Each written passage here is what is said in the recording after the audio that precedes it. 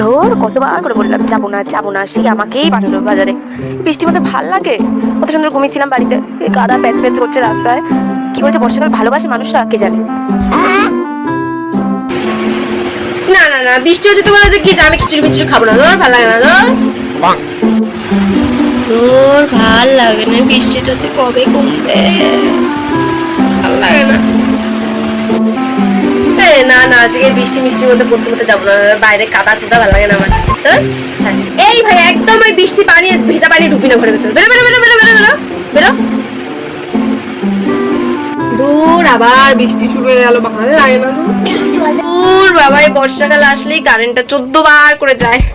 বাবা কি মশা কামড়েছে, জ্বালিয়ে দিল।